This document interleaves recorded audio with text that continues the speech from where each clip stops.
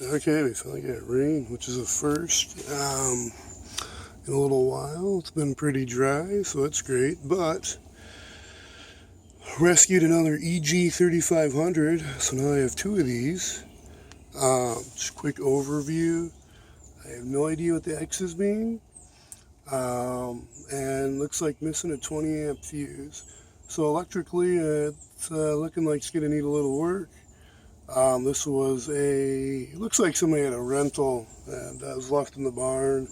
So this is an excellent find. These Hondas, they're great. So observations,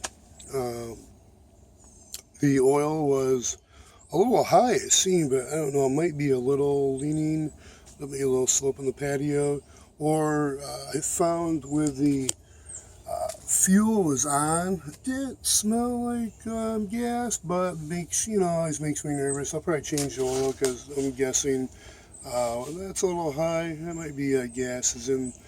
Now there is gas, it's a little yellow, it doesn't smell too funky actually, which is surprising, like surprised me. But that'll probably get drained. This was reported as, wasn't sure of the pull starter. So the recoil starter, maybe something funky. Appears to me, whoever rewound it with an extra foot and a half. So I'm guessing if it's on the ground, it's a little easier to stand up and pull. These are, it depends how you pull. Sometimes it's nice to rotate the recoil one position back, so maybe pull straight up more versus pulling away. I don't know. I'm going to probably leave that as is for now. Last night when I was testing, I just wound up the rope so it was a little shorter and seemed to have the full stroke, that full length of pull. So like I said, I'm guessing they just wound a little extra length of rope on there so that they could stand when it's on the ground and pull, and there wasn't some back breaking. Now, trying to get this started with a start. I was like, even if I have a little fuel and oil, I'll just start it just to let go a little bit. I won't let it go too long. And I observed that, basically you do your, fuel, fire, air check. Air looked great. Filter looked clean. It's dark. I probably could disassemble again. I probably will. Probably even can spray it out real good. The air filter. But looking around, I was like, looks like the fuel line's been replaced. So that's been replaced, and it doesn't look like it, but it's kind of touching the governor and that spring and idle. So I can't move that around. It's not supposed to be touching. And there's a clip right there for where that hose is supposed to go, so I get it out of the way. So that's no big deal. I was not sure if I was getting spark well enough. I think actually I'm going to crimp that spark plug magneto wire cap. So it's a little tighter, but check that out with a spark plug tester and it's getting spark. Gap the spark plug. It was 030. So it's good. It's in spec. Probably, if I remember, I think it can go down a little bit, maybe like 2.8. But it should be okay. A little bit of cleaning on that, and I put some 3-in-1 oil in just in case it's been sitting in a while, and a little bit of carb cleaner. Put the spark plug back in. Pulled her over on the second pull. It did its, disgusting exhaust, 3-in-1, not only I'm guessing, but the engine didn't run for that long, so that tells me probably the fuel. So I'm going to probably be as usual, the great finds, good deals, they're usually Depends what kind of engine it is, but anyways, most universally, the carb needs cleaned. So I have been blessed with not ever having to use, though I have bought a few carbs to replace, but by the time the carb gets here, I have got the original carb cleaned and in working order. So thanks to Dad's still in use for I don't know how many decades, Type 2 former gasket, and just meticulous cleaning, and I guess a little drill set too, a little torch cleaning set helps also. Make sure those jets are all cleaned out. But yeah, and then the Type 2 former gas, make sure everything's sealed up without having to buy even, rebuild kits or new gaskets. Now the exception is with the 2-cycle engines, those carbs, you pretty much are screwed with those membranes. I haven't found a way to soak the membranes. I'm guessing brake cleaner might swell it up, and maybe you probably don't want to mess around. There's probably silicone or something you can buy too that's fuel resistant, but I'm not gonna. You just buy the kits for those membranes for those carbs. So otherwise, pretty much we'll be drain the fuel, reroute the fuel line, and clean the carb, and probably clean the air filter just to do that. They can use some carb cleaner too. I don't know why. I've never seen anybody do that, but it seems to work with mine. So just gotta keep an eye out for cracks, make sure that dries out, and I suppose super glue or something, with baking soda can fill in those cracks. Again, this one's gonna have a little electrical. I'm missing a breaker, so I'll have to disassemble. I do have the wiring diagram, so those are publicly available. I'll have to see what the scoop is to see what's up with this. Why is that missing a breaker? But I'm guessing, looking at this a little more, the X means for that outlet, the O means for that outlet. So I'm guessing it's okay, but why it's missing a 20 amp breaker, I have, so I will swap that out. No big deal. The switch should be good, everything should be good. Otherwise, I guess I was a little wondering with the magneto wire. I couldn't see, I was going to inspect that a little more just to make sure. I thought I saw some sparkage a little closer when I had the sparkly tester wire on, though that might have been this was a little close to the valve cover, and there's a little breakdown voltage going on, grounding out not only in the spark plug tester but onto the valve cover. But if those get touched out, because I do recall seeing a mouse turd, it's something common in the riding lawnmowers for sure. Most nests in some of those engines.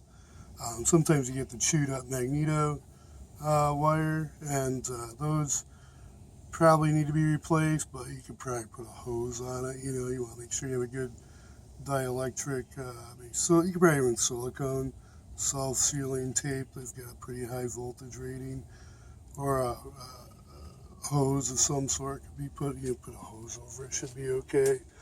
I haven't done that yet, but I was thinking about it. Just one of those. This is all beat up. It'll be okay. It's not necessarily a rat generator, but it should be suitable. So no need to spend more money if I don't need to. The other kind of hidden. Let's see. The other generator is the EG. I got the day before for an amazing price. Gentleman's moving, so he just is kind of sick of dealing with his custom air intake filter, which is a white shop towel or a rag. I guess it's a rag towel.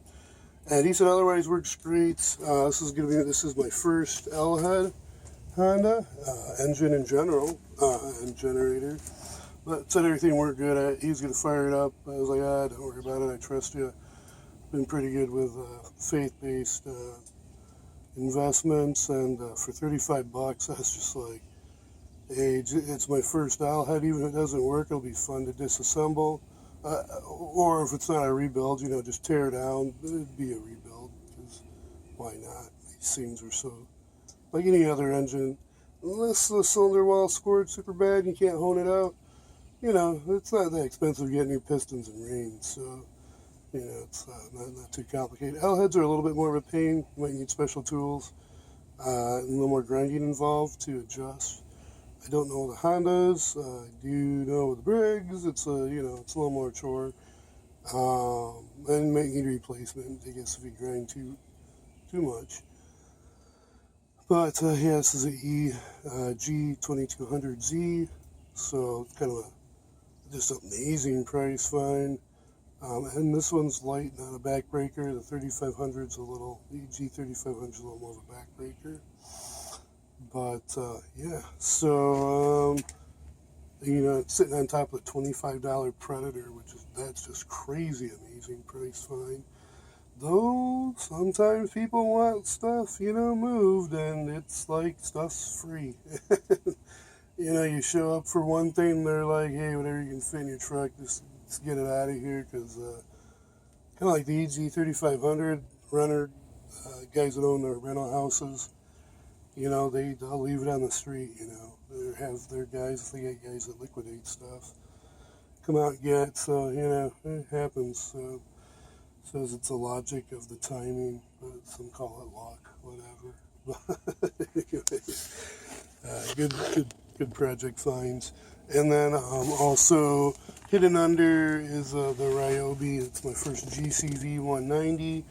And that one's something with a recoil starter funkiness, reported as kicking back and scary or something like that. Broke the handle.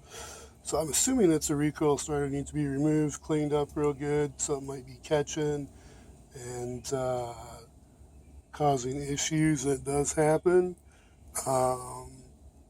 It's another one of those, holy crap, I'm on 12 minutes. Wow. Another one of those interesting finds, at least with the GX or the Chanda engines. I've found, I think with any other engine, but with the recoil starters, they'll get stuck, and people might think the engine seized. And you just need to take the recoil starter off, clean it, and what do you know? It's just a recoil starter was stuck. So it wasn't the engine was seized. So, you kind of still, you tell, hey, did you realize that? And then it's kind of like they're like, don't tell my wife, just keep it. Or they're like, I wanted a new one. And I'm telling you, it's like, you just so you know, it's not on my conscience. But, it's a ministry for me. It's not a business for me. So it's just to show people how to save things, not just people. But anyways, okay, I'm at 13 minutes. This is a long-winded video, and I just wanted to get out in the wetness. Morning, I'm not going to have to water. And also show off the latest finds, latest projects, restore functionality, and I'm not, the looks, it's kind of part of the mission, It's not about the looks. So it's about the functionality, the specifications. So get these functioning back to specifications, so they're back to their performance, as they were designed to be. So, okay, everyone be safe, take care, stay healthy, and until next time, learn something new.